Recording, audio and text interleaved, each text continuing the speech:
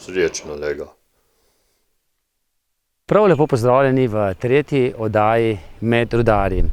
Ko se v Zasavju nismo več odločali za poklic rudarja, so morali v vodstvu rudnika nove rodove rudarjev poiskati izven meja Slovenije, največkrat v Bosni. Med drugim se je za poklic rudarja odločil tudi moj dolgoletni prijatelj Hajrudin Ibrakić. Pa poglejmo, kaj nam je povedal. Preden bova spregovorila kaj o tvojem življenju v Kisovcu, se bova vrnila v tvojo mladost, ki si jo preživljal v Bosni, v svojem rodnem kraju Gornja Dobošnica. Kako je bilo, v kakšni družini si se rodil? Ja, živel sem v kmečki družini, tipični kmečki družini, ki je štela kar nekaj otrok. Tako da pa nisem bil edini, recimo, ki sem bil deležen takšne družine, ampak to je bilo v tistih letih, to so bila leta, to se pravi od 59, takrat, ko sem bil rojen, do 74. Teh 15 let sem preživljal tam, tako kot si omenil, v Dobošnici, pri Lukavcu, pri Tuzli. In po tem otroštvu, takšnem in drugačnem, zanimivem, kljub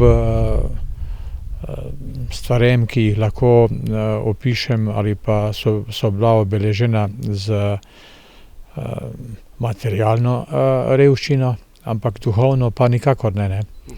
Duhovno nikakor ne, zato ker če bi to bilo neka praznina duhovna, ne, jaz se ne bi rad vračal v Bosno in doživljal te stvari, kakor sem jih doživljal, ne, in jih še danes nosim s seboj. Se spomniš kaj tistih mogoče otroških iger? Kakšne igre ste se kaj šli ti, tvoji vrstniki? Ne vem, je bila to žoga? Žoga se je pojavila precej pozno, to se pravi tam nekje 70 let je bila ta prava žoga, pa mislim, da sta bili samo dve žogi v celi vasi. In te žog jaz oziroma moji sovrstniki nismo bili deležni, ker te žoge so imeli nekoliko starejši, recimo kakšnih 5, 6, 7, 8, 9, 10 let kot mi in lahko si samo, ko so se oni igrali, lahko si samo šel po njih, recimo, ko so oni igrali na nekih naravnih površinah in takrat si šel po njih in si bil počašen, ko si šel po žogo, ne. Žoge smo si pa delali iz raznih cunj, iz krp, takšne stvari, ne. Spomnim se pa tudi, recimo, ko govoriš o nekih igrah, recimo od kolesa, ko si imel spredaj brez gume, ne vem, kako se temu reče, zadaj si pa imel, laufal si bos, imel si neko palico in si to upravljal in to si bil vesel, neverjetno, ne. Kako je bilo pa šolanje? Je bila v vasi osnovna šola? Je bilo treba kam drugam hoditi v šolo? Ja, naša vas je precej velika, ne. Lahko rečem tako zdaj od oka, samo Gornja Dobošnica kot takšna je ogromna in je štela z sosednjimi nekimi zaselki, mogoče neverjetno se sliši, ampak tam okrog 3 do 5 tisoč ljudi, ne. In samo naša Gornja Dobošnica je štela takrat 400 gospodinjstev, 400 hiš. Je pa računi recimo krat najmanj 4, ampak govorimo samo o Gornji Dobošnici. In v tej Gornji Dobošnici smo imeli 4-letno osnovno šolo, ne, oziroma 4-razredno. Jaz sem imel od hiše do 150 metrov. No, po končani tej 4-razredni osnovni šoli, samo do 4, smo pa šli v spodnji del Dobošnice kot center, ki je tudi bližji recimo sami magistralni cesti Doboj-Tuzla, ki veže.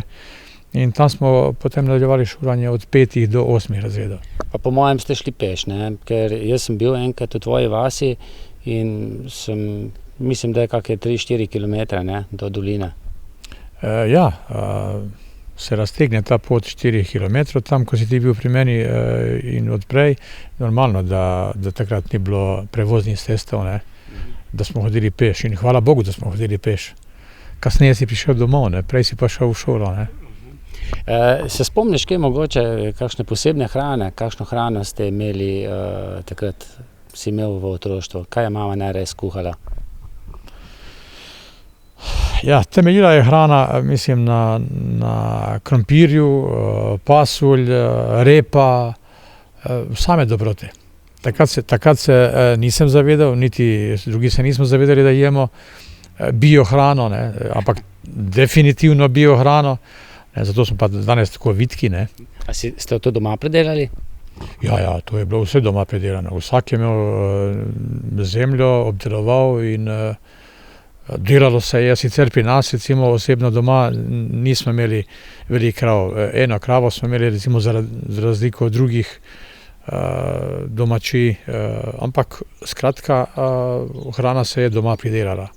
Kako je bilo pa sladkarija? Vem, da takrat tudi v Jugoslaviji je bilo kar malo pomanjkanje v tistih tvojih letih. Vem, tu v Sloveniji smo šli veliko v Trst ali pa smo šli v Pliberk, pa smo kaj nabavili, ker tu ni bilo. Kako je bilo po Bosni? Ja, kar se tiče samih slaščic, mi smo bili, vedeli smo za karamele, recimo za čokolade, ampak to so bili prazniki, to so bile redkosti. Normalno, da standard je bil, če govorimo zdaj o samih plačah in tako, tudi starši so bili, mislim, redki. Niso bili ravno redki, ampak ni to bila praksa, da bi ljudje hodili v službe. So hodili, ampak ni recimo kot danes, če se ozremo. To je le 40 let nazaj in čas je svoje naredil, ne. In kako je bilo tako vpetemu fantu v svoj domači kraj, zapustiti domači kraj in oditi daleč v Slovenijo, v Kisovec? Kako je sploh do tega prišlo?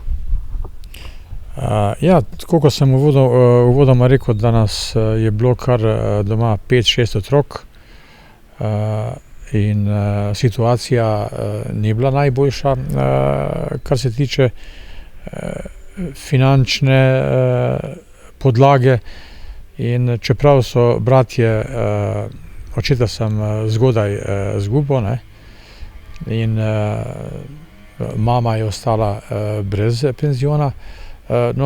Starejši bratje so začeli že delati in so rekli, da si lahko zberem, da grem v Lukavac ali v Tuzlo, takrat je bilo nekako za policaja, miličnika ali pa avtomehanika, ampak meni je nekaj po glavi šlo, neka misel, razmišljanje, pa ne bom jaz zdaj še vam v breme, ker oni so polbratje in so precej starejši od mene, so imeli že družine in jaz sem se enostavno odločil, da grem od doma, čeprav ne rad, in pot me nanesla enostavno v Kisovec, v Velenju. Velenje je takrat bil sploh v razcvetu, bolj znan kot Zagorje ali pa bi rekel Trbovlje, ampak jaz nisem šel v Velenje, šel sem sem. Nekdo mi je rekel, da je poslušal, mislim, da vabijo mlade fante v Zagorje oziroma v Trbovlje, in jaz pa moj bratranec sva se odločila in sva enostavno šla na pot. Se spomniš te poti, verjetno z vlakom? Kako je bilo, kako se je bilo posloviti od mame, svojih domačih? Težko se je bilo posloviti, sploh pa, ko nisi bil vajen odhoda od doma, enostavno bil si vezan za dom.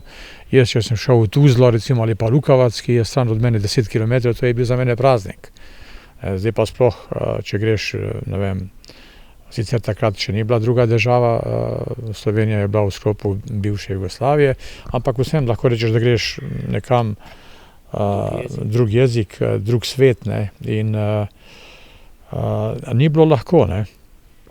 Ampak moram pa povedati, da ko sem prišel sem v Kislovec. Kako pa je bila pot? Kakšna je bila pot? Z vlakom je bilo to? Pot je bila z vlakom. Ves čas iz Dobošnica Doboj, iz Doboja potem si presedel za Zagreb, Zagreb potem Ljubljana in to je to. Zjutraj se zbudiš enkrat, ne vem, v 5, 6, vidiš, piše Trbovlje, oziroma, pardon, v Zagorju smo, ja, ker smo bili namenjeni v šolo. In pristali smo tle v Zagorju in tle sem ostal te 3 leta. Kako je bilo pa to? Zdaj, včasih v kakšnih spominih preberemo, da je bilo za tiste, ki so hodili v prvi letnik, kar hudo. Čisto vse na novo, tisti starejši fantje tu so bili mogoče malce grobi do teh mlajših. Kako je bilo pa, kako si pa ti to občutil? Ja, tega vzdušja je bilo, ni bilo napihovanja veliko, čeprav jaz spet moram reči, da sam osebno nisem začutil nekega, ne vem, podcenjevanja ali pa nekega nasilja, recimo, kakor bi lahko rekli, recimo, da so gotovi starejši fantje, ki so prihajali isto sem pred mano. Sploh pa pomembno je bilo to, da jaz lahko zatrdim, da moja generacija je mogoče bila ena, če ne prva, pa mogoče druga, ki je štela tudi otroke, ki so v Bosni naredili že 8-letko. Pred nam, ki so bili, recimo jaz sem bil prvi letnik, drugi letnik in tretji, to so večinoma bili tisti, ki so imeli največ 6 narejenih osnovne šole, ne. In med njimi je bilo tudi precej problematičnih, recimo, ne. Čeprav tisti, ki so bili špica problematični, niso ostali tudi dlje časa. Enostavno so bili na nek način prisiljeni, da grejo nazaj, ker tudi v internatu oziroma v šoli je bila, bi rekel, precejšnja disciplina, red, pravila so se morala spoštovati in tisti, ki tega niso bili sposobni sprejeti, enostavno so se mogli posloviti in iti nazaj, ne. Kako je bil prvi dan sprejem? So te pričakali tu pred to stavbo? Natanko se ne spomnim zdaj, recimo, ravno trenutka, kako so nas pričakali, ampak vem, da je bilo prijetno, ne. Nisem začutil neke neprijetnosti ali pa prvega vtisa, ki bi mogoče me negativno, recimo tako, nekje preusmeril v to, da bi mogoče pomislil, ne morem jaz tu biti, grem nazaj, ne. Do tega pri meni ni prihajalo. Ampak zvečer se je bilo treba vleči v posteljo z drugimi fanti, pa z mislimi pri svoji mami, ti pa sam tu. Kako si se s tem spopadal, soočal? Moram, Igor, priznati, da pričakuješ verjetno odgovor pritrdilen v tem smislu, da je bilo to, ne vem, kako bi rekel, da je to bilo. Ne. Verjetno kot mladostnika, da te zanese malo tiste prve dni ali pa prvi mesec še podzavestno, zdaj si pa želim, da grem nekam drugame, ne, in da se niti nisi zavedal, recimo, pomembnosti teh korakov, ne, da so to le usodni koraki, recimo, da boš ti ostal tu živeti in tako naprej. Kaj pa ta jezikovna bariera? Se je bilo težko navaditi na slovenski jezik? Si ga kar takoj začel uporabljati, ker zdaj, jaz te poznam že res 20-30 let, slovensko govoriš odlično. Hvala za to pohvalo. Kar se tiče jezika samega, glede na to, da je bila to država ista država, rudarska šola kot takšna, ne bom rekel, da je drugostopenjska po kakovosti, recimo mogoče v primerjavi z poklicno šolo, ki je bila v Zagorju isto v tej šoli, ampak je bila prisotna neka stopnja tolerance, če lahko temu tako rečem, tudi v samem domu in v šoli, ki je normalno, da smo bili večinoma ne Slovenci, bili so tudi Slovenci v šoli. tako da v šoli so nas sprejeli takšne, kakršne smo. Je pa res, da smo se kar hitro ne morali, ampak sam proces učenja je bil tako naravnan, da smo precej pri sami slovenščini se ukvarjali z samo slovenščino kot jezikom. Takšnim ogromno smo, to se spomnim prve profesorice, še danes živeče Marije Malovrh v Zagorju, se tudi vidiva, se pogovoriva. Potem za njo v drugem oziroma tretjem letniku je bil Garantini isto živeč.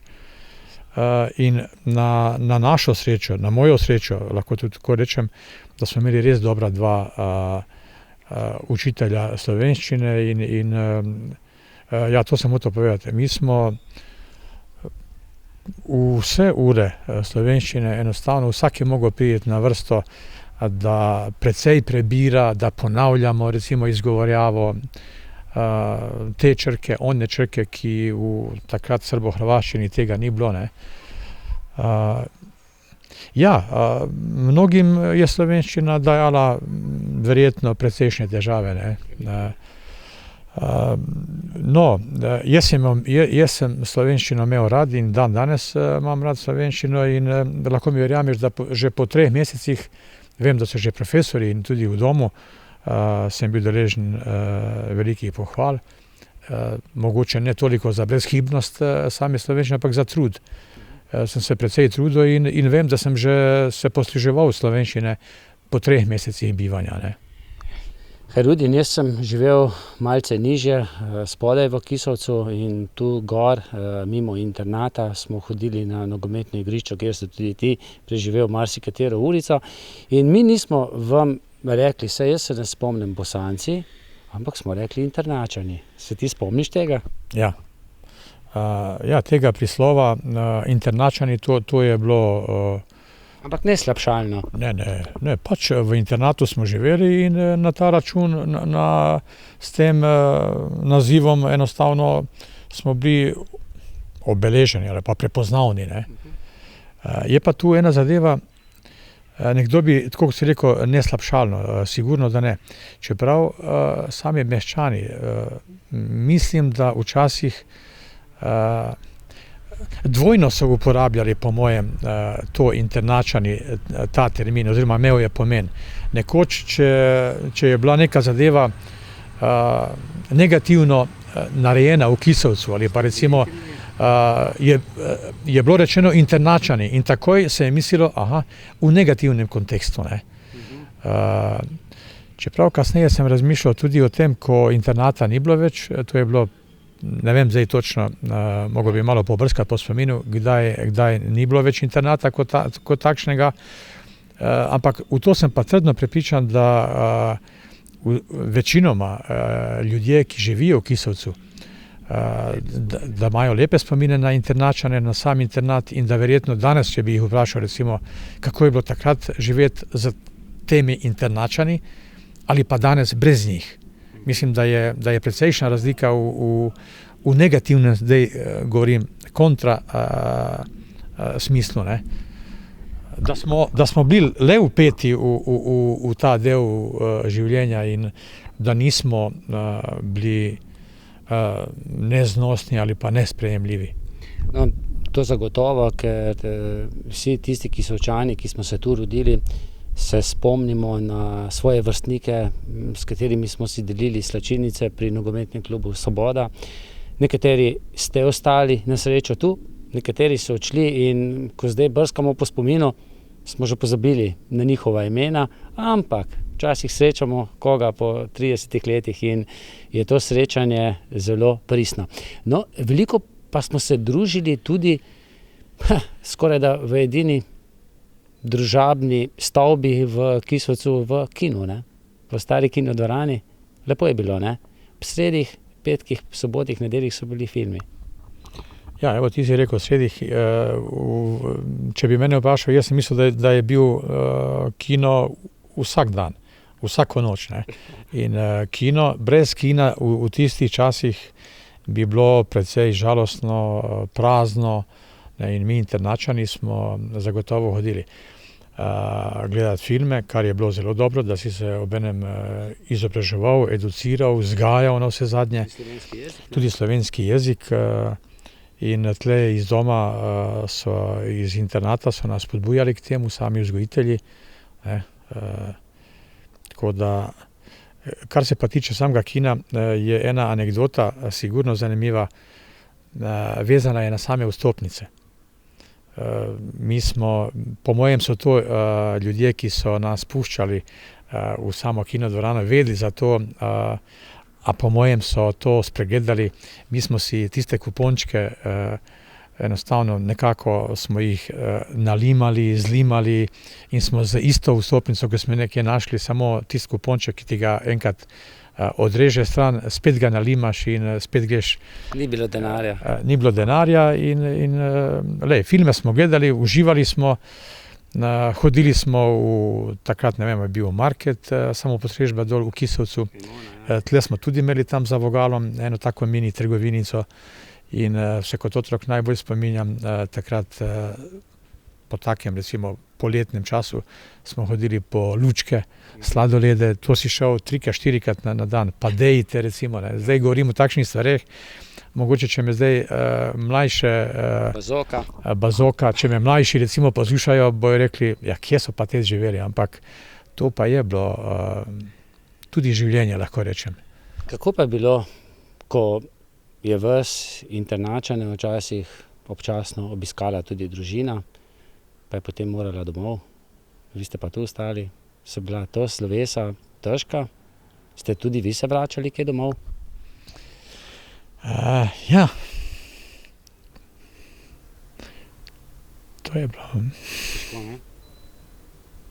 Evo, smo na drugi lokaciji pri šolskem centru Velenje, ampak preden o tem življenju v Velenju, kaj poveš, me še nekaj zanima. Kdaj si se sploh prvič srečal s čisto pravim rudarskim življenjem, z jamo? Z jamo sem se srečal natanko začetek septembra 75. leta v Trbovljah, jama Lakonca, šolsko delovišče. Kako je bilo? Super. Ne štejem sebe za nekega pogumnega človeka,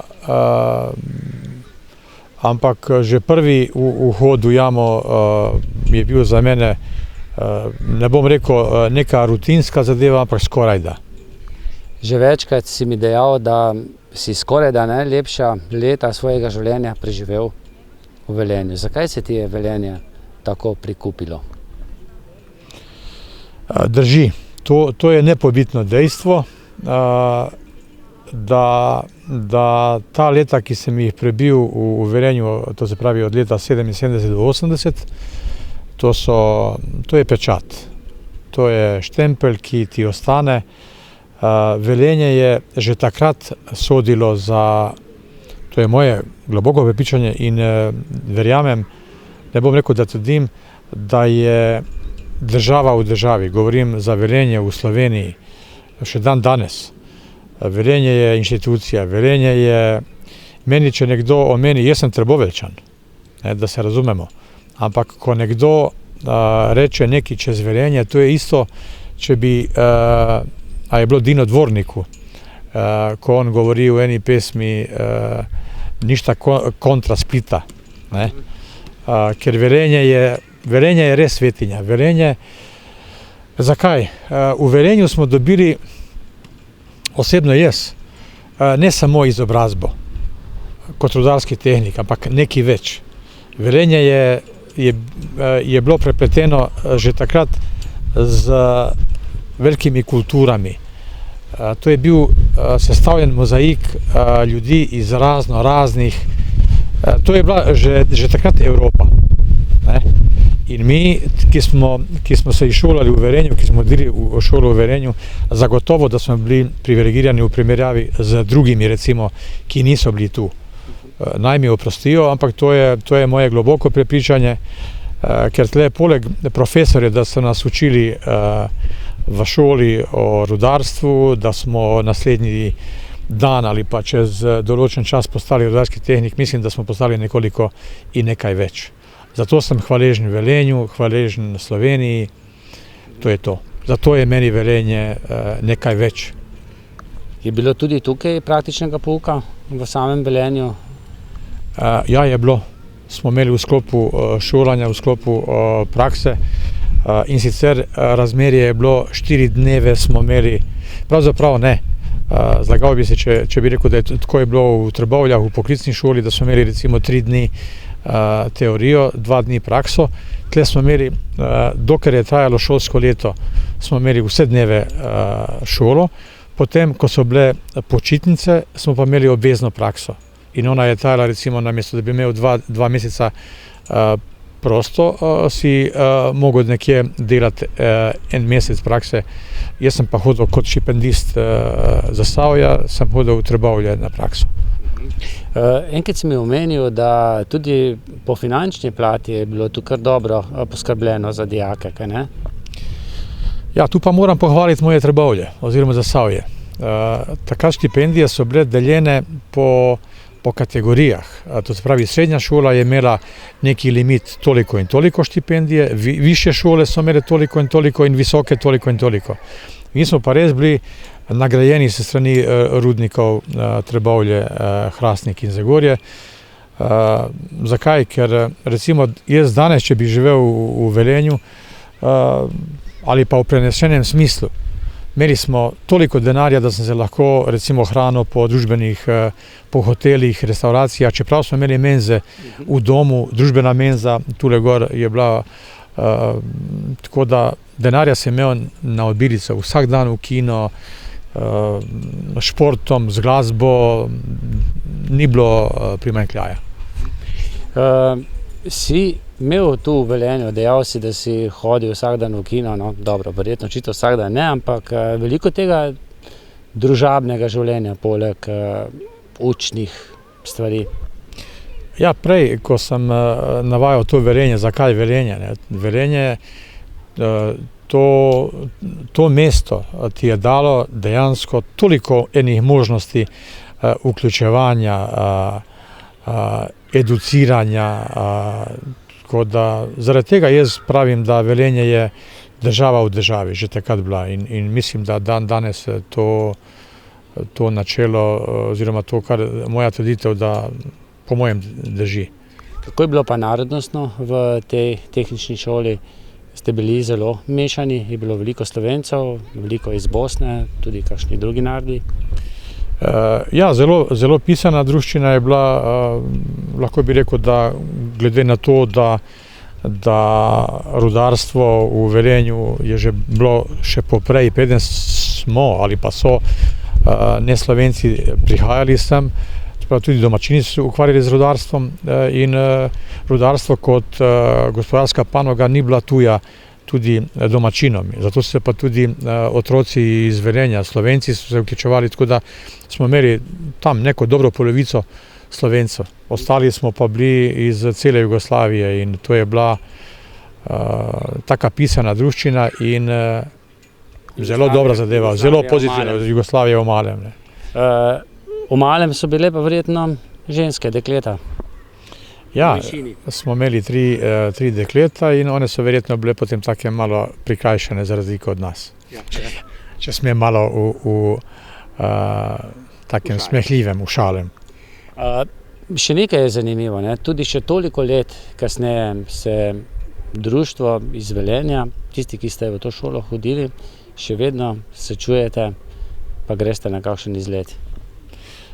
Ja, ta praksa, ta vez, čvrsta vez, o kateri sem jaz govoril, je že od takrat, ko smo končali šolo leta 80 in smo šli vsi po svojih poteh, smo se malo razpršili po Jugoslaviji, Sloveniji, Evropi, ne? Ampak ta vez je samo govori, koliko smo bili povezani, imeli neka skupna doživetja in dan danes se dobivamo kot na obletnicah mature in sicer 2-krat letno, ne? Enkrat pomadansko in enkrat v mesecu decembru. No, če sva tvojo pot začela v Kisovcu in nadaljevala v Velenju, predlagam, da greva zdaj še v Trbovlje.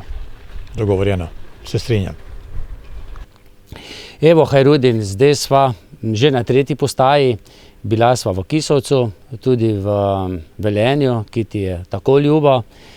Zdaj sva pa tam, kjer si preživel kar dobršen del svoje poklicne poti, se tudi upokojil, ampak greva najprej na začetek. Kako se je po šolanju nadaljevala ali pa začela tvoja poklicna pot? Po prvem delu šolanja, in sicer v Kisovcu, ki je trajalo 3 leta, po nagovoru še danes živečega profesorja Franca Trebušaka, ki je v Trbovljah, in obenem koristim priliko, da se mu zahvalim na njegov nagovor, sicer pa tudi sam sem imel pomisleke oziroma razmišljanja, da grem naprej se šolati. Po končani poklicni rudarski šoli v Zagorju, ki je trajalo 3 leta, sem šel kot štipendist iz Zasavja oziroma rudnika Trbovlje Hrastnik, takrat RRPS, rudnik rjavega premoga Slovenije. Sem šel kot štipendist v Velenje na dodatno šolanje za rudarskega tehnika in zadeva je pač šla v tej smeri in kasneje kot izšolan, če lahko rečem, tehnik po 3-letnem šolanju še naprej v Velenju sem se vrnil nazaj v Trbovlje in vse od leta 80 do pred natanko 9 leti sem zaključil ta, če lahko rečemo, 3. ciklus življenja ali pa aktivnosti. Kakšna dela si pa se opravljal v okviru rudnikov? Jaz prej sem omenil kot štipendist, po končanem uspešnem šolanju v Velenju sem se vrnil v Trbovlje, tle na Einser oziroma na rudnik Trbovlje in tu sem začel kot rudarski tehnik oziroma jamomerec. Natanko 19 let sem opravljal to delo in potem še naslednjih 9 let kot operativni geolog. Kakšno pa je delo jamomerca? Je bilo to delo ves čas v jami ali veliko tudi v pisarnah? To delo je bilo zelo dinamično, kar mi je ustrezalo, to se pravi, nisi bil vezan na pisarno ali pa samo na rudnik, ampak to je bila kombinacija obojega. To se pravi, hodil sem tudi v jamo, ker sem dajal smeri in višine v rudarskem žargonu, tako rečemo, in na ta način, na nek način usmerjal vse objekte, ki so se odpirali v jami, bodisi od vodoravnih do poševnih, vertikalnih. Tako da samo delo kot takšno je bilo raznoliko, dinamično, zanimivo, pa tudi mislim, da precej odgovorno. Si bolj za tisto, ker si delal, bil bolj sam odgovoren ali šlo to bolj za skupinsko delo? Prvih 4 do 5 let sem delal pod kontrolo recimo temu mojega šefa ali pa mentorja v sami jamomernici. V tem času sem pa pripravljal nadzorniški izpit oziroma tudi kasneje izpit za tehničnega vodjo metanskih jam in potem takem sem pa tudi delal, po 5-6 letih sem potem začel delati samostojno. To se pravi, to delo, ki sem ga opravljal, enostavno sem samostojno ga opravljal. Tisti, ki ste bili jamomerci, ne vem, morate imeti dobro predstavo o merah, o prostoru? Ja, to, kar je v jamomerstvu prisotno, lahko bi rekli, oziroma kar velja za jamo, lahko bi rekli od zunaj, da ljudje lažje razumejo, gre za geodetska dela, ne, ki se prenesejo samo v jamo. Si različne jame v Zasavju spoznaval? Kot jamomerec sem opravljal delo samo v naši trboveljski jami. V tem drugem delu, ko sem uvodoma omenil, da sem delal tudi kot operativni geolog, sem nekaj časa oziroma 2 leti sem vodil vrtalska dela oziroma drenažna dela v Žirovskem vrhu, Žirovski vrh kot takšen, in v Hrastniku sem vodil vrtalska dela isto kot operativni geolog. Katere jame so pa veljale tu za Zasavju za tiste malce bolj nevarne kot druge? Naša Treboveljska jama, mislim naše, vse naše, ampak vseeno lahko rečem za sebe, da je Treboveljska jama predvsem moja, ker tle sem začel in največ časa prebival, šteje zagotovo za eno, ne samo za Zasavje, ampak nasploh, lahko bi rekli celo v Evropi, za med najbolj varne jame. Dosti je objektov, ki so, bi rekel, ni bilo potrebno dodatnih podporja, to so osnovni objekti.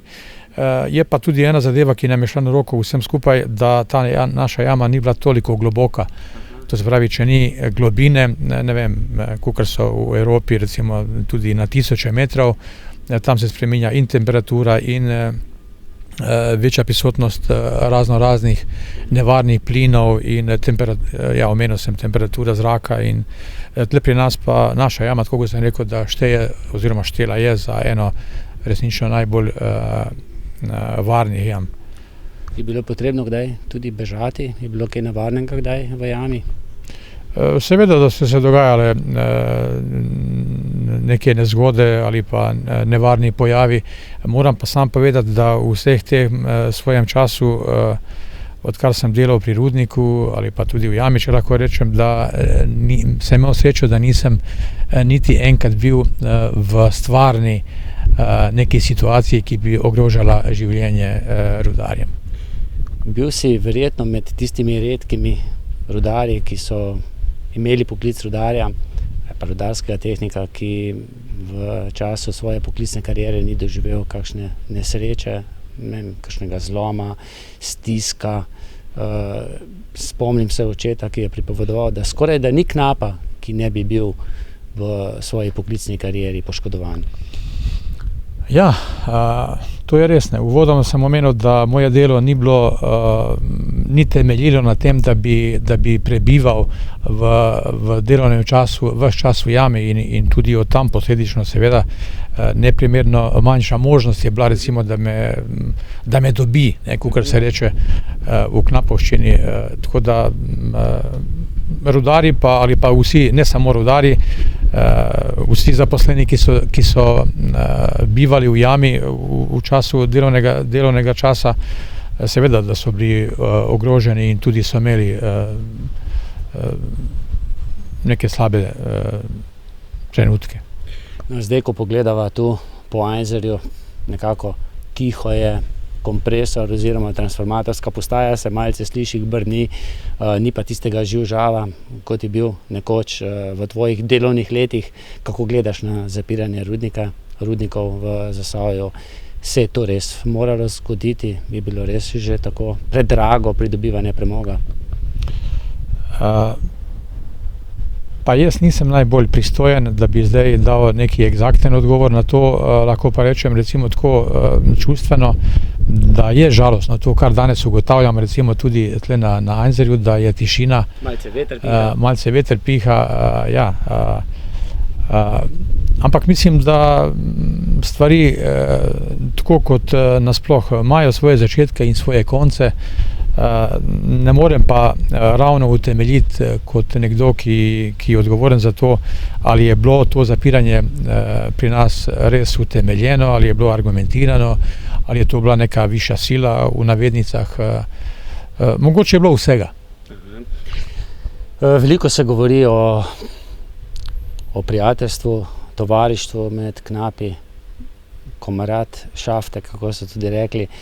Je bilo res tega veliko? Si ti čutil, da ste med sabo komarati? Absolutno to drži. Absolutno. To, ko si stopil v jamo, že tle v talnem rovu oziroma v legantu, kakor smo po domače rekli, knapovsko, to začutiš že v zraku, to energijo, sinergijo, sodelovanje, tovarištvo, tako da to je res en element, ki je držal rudarje pokonci. Se knapje spodaj v jamah tikajo? Absolutno.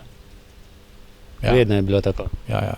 Pa mislim, da tudi ne glede na to, kdo je bil, kakšne kvalifikacije, tudi inženirji, ko so prihajali, ali pa direktorji v jamo, mislim, da tudi sami ne bi bili oziroma niso bili kaj preveč jezni, če je kdo od rudarjev takoj začel na ti. Kar pa spet govori temu, malo prej, kar sva sama ugotavljala, to tovarištvo, to se pravi, tu ni bilo meja. To ni bilo, ne. No, jaz te kar dolgo že poznam iz teh nogometnih časov, klicali smo te Caki, tudi še zdaj te nekateri kličemo Caki, tudi meni, da malce iz nogometa, pa boš potem pojasnil. Kako si sklejeval svoje poklicno delo potem tudi s športom? Bil si nogometaš, odličen nogometaš, zdaj si trener, šahist. Ja, glede na mojo naravo, na naravo samega dela, to se pravi, tle na Rudniku je bilo izmensko delo, to se pravi, da so bile prisotne 3 izmene. Jaz sem pa imel to srečo, da sem delal samo dopoldne in potem takem sem neprimerno lažje recimo usklajeval mnoge stvari v popoldanskem času, kar pa recimo sami rudarji oziroma tisti, ki so bili deležni vseh 3 izmen, niso si mogli privoščiti, če lahko temu tako rečem. Jaz te tudi že dolgo poznam in vem, oziroma tako bom dejal, nisem slišal, da bi kako knapovsko izpustil kdaj, se veš, kakšno kletvico. Tega je bilo pa veliko v jami, ne? Ampak ne vem, če iz tvojih ust. Ja, mogoče se bo malo hecno slišalo, ampak jaz sem v Trbovljah od leta 80 in potem takem, oziroma kdaj pa kdaj sem si res želel, recimo, da bi govoril po trboveljsko, ampak enostavno to mi ni uspevalo in danes jaz mislim, da govorim neko neutralno slovenščino, brez nekega naglasa, sploh zasavčine, čeprav je lepa. Tistih kletvic pa tudi ne uporabljaš, nisi uporabljal? Ne, nisem uporabljal in ni mi uspevalo enostavno, ne. Čeprav, če jo knap izreče, recimo tista mat, k, pa tako naprej, to je treba z rezervo vzeti, ne? To ne mislijo tako, ampak to samo rečejo. Ja, sigurno, to je ena beseda, ki nikakor ne gre namensko nekomu, ampak enostavno jo reče človek, ki je sestavnik nekega besednjaka in tako naprej. In tudi se prepoznava ta naša trboveščina ali pa zasavščina, kar je lepo. Deloval si dolga leta v moškem nogometu, zdaj treniraš mlada dekleta. Je kje razlike? Pa so razlike, zdaj po enem letu recimo delovanja v dekliškem nogometnem klubu, ki je začel pri nas v Trbovljah, sigurno, da so razlike. Moški kot moški so močnejši, že pri samem otroku ugotavljamo, recimo tudi če gre za 2 leti ali 5 let ali 10 let, da moški pač ima večjo moč in tako naprej. Po drugi strani pa doživljam skoraj neko drugo mladost v tem nogometu, odkar sem spoznal te deklice, ki jim rad rečem moji bisečki. In se pravim, resnično uživam v tem. No, ti si v Sloveniji ustvaril tudi družino. Tvoja žena prihaja iz sosednje vasi, iz Dolnje Dobošnice, ti si iz Gornje, nekaj kilometrov vaju je ločevalo takrat, ko ste oba živela še v Bosni, blizu Tuzle ali pa blizu Lukavca. Pa mi povej, sta se prej poznala? Sta se z Dio prej poznala, preden sta se vzela? Preden se je zaljubila vame, se nisva poznala, ne? Dobro, da je ni tu zdaj, ne? Ja, se nisva poznala. To je bilo pač enkrat, bi rekel, slučajno, ko sem jaz šel na dopust in so se pač na neki zabavi v diskoteki spoznala, ne? Že po vojski? Ja, po vojski. Že po služenju vojaškega roka? Že. Ti si ga odslužil kje? Vojaški rok sem odslužil na mojo, ne vem, srečo ali nesrečo na Vrhniki. In sam sem si želel, da odslužim vojaški rok v Sloveniji, kar mi je tudi nekako uspelo preko nekih, moram priznati, preko poznanstev, ne. No, ženo imata ne nogometaša, čeprav se tudi športom ukvarja, ampak odličnega kitarista, ne, sina, ki je ravnokar diplomiral, če se ne motim.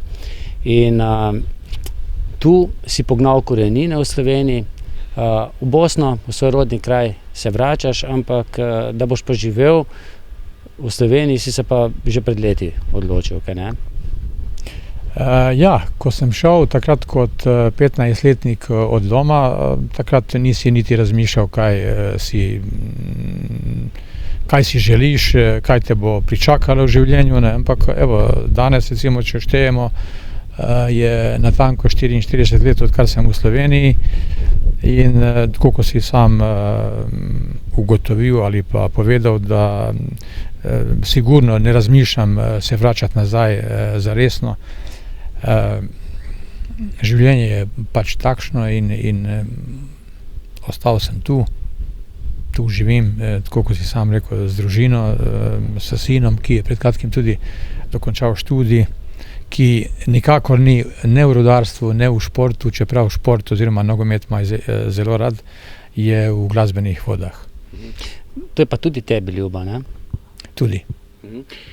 No, rad pa greš na svoj dom v Gornjo Dobošnico. Enkrat smo bili tudi skupaj, lepo te sprejmejo, čeprav verjetno se je kdaj dogajalo, da v Sloveniji si bil, če zdaj grdo rečem, Bosanec, ne? V Bosni si bil pa verjetno Janez, ne? Slovenec. Slovenec, ja. Ja, zanimiva zadeva, ki v dobršni meri drži, ne? Čeprav to, kar si prej recimo rekel, da smo ne Slovenci, nekoč smo res bili, mogoče ni pravi izraz, vpeti ali pa razpeti med tem Bosanec, Slovenec, ne. Pa jaz osebno lahko potegnem eno paralelo ali pa usporednico. V tistih časih, ko smo prihajali sem gor, to so bila recimo že pred mano, so prihajali tam nekje poznih 60-ih, 68, recimo 69 leta, sploh v Velenje. Takrat je bilo več takšnih pikrih na račun Bosancev, prekleti Bosanec in tako naprej. Pa čeprav tudi takrat mogoče ni bilo tako mišljeno zlobno, ampak mi ali pa moji recimo starejši kolegi, ki so prihajali, so pa to zagotovo tako razumeli, ker mi takrat nismo razumeli tega življenjskega načina oziroma obnašanja kulture Slovencev in danes recimo po mnogih letih smo pa tudi na nek način vplivali oziroma vplivamo na samo slovensko kulturo, tako da nas domačini, recimo Slovenci, zdaj povsem drugače doživljajo, gledajo in mislim, da je to tudi dobra zadeva, da se spoznavamo med seboj in šele na račun tega potem se lahko cenimo oziroma lažje se cenimo, ne, in se bolje razumemo. No, vem, ko je kakšna tekma, Slovenija, ko igra, rečeš ti včasih, da te kar moti, če komentator reče, Slovenci so zmagali. Mi smo zmagali, ne? Ja, to sva mi dva kar parkrat na to temo nismo se ravno pogovarjali, ampak sva omenila recimo to zadevo, ne. Ker če pogledaš recimo ali pa če poslušamo hrvaške komentatorje, ne, pri njih je mogoče malce preveč tega prizvoka, ampak jaz pravim, mogoče v tem smislu je bolje malo preveč v tem kontekstu, če govorimo, kot premalo. Ali pa v Sloveniji, če poslušamo te naše komentatorje, ko govorimo o tem, mene resnično to moti, ne. Enostavno govorijo o tekmi, prenašajo tekmo, kot da se ne bi šlo za slovensko reprezentanco, njegovo domovino, ne. In tega je krepko premalo, pa ne samo na televiziji, pri novinarjih, tudi, ja, posledično oni bi morali koristiti te momente, te stvari, da ljudi, Slovence, bolj postavijo na svoje noge, da se bolj počutijo za samega Slovenca, ne. Ja, ker to nam mogoče manjka, sploh pa dejstvo je, da če kaj, nas šport druži. Ja, šport, jaz pravim, verjetno zato, ker sem v športu ves čas vpet, jaz rad rečem in trdim to hipotezo, da je nogomet sigurno nad politiko in nad drugimi. Kultura, šport, to je, če tega ne bi bilo, potem ne vem, kako bi se sploh razumeli, recimo, tudi ljudje, narodi ali pa državniki na vse zadnje. Caki, daj še povej, zakaj so ti rekli Caki? Moram povedati, da ne vem natanko. Vem pa, da tega pridevka nisem prinesel iz Bosne, tega nisem imel, ampak to so mi prilimali, če lahko temu tako rečem, v Kisovcu. Rad sem igral nogomet, rad sem izvajal neke vragolije z žogo, tudi tam je bilo recimo neke cake kao, ne. Je pa tudi v tistem času za mojo tuzlansko Slobodo je branil Ranko Cakić. To so bila leta 74, tam nekje do 77. In čeprav nisem bil golman, tako, ampak sem igral, ko smo igrali gor v Kisovcu nogomet, ampak rad sem pa omenjal tega Ranka Cakića, ne. In si ostal Caki. In po mojem iz teh dveh kombinacij sem ostal Caki. No, potem bom pa tudi jaz ti zahvalil kot takole. Hvala, Caki, za ta pogovor. Hvala, Igor. Hvala pa tudi vam za pozornost, pa jaz upam, da nas boste spremljali tudi v naslednji oddaji Med rudarji. Srečno. Srečno. Srečno, Lega.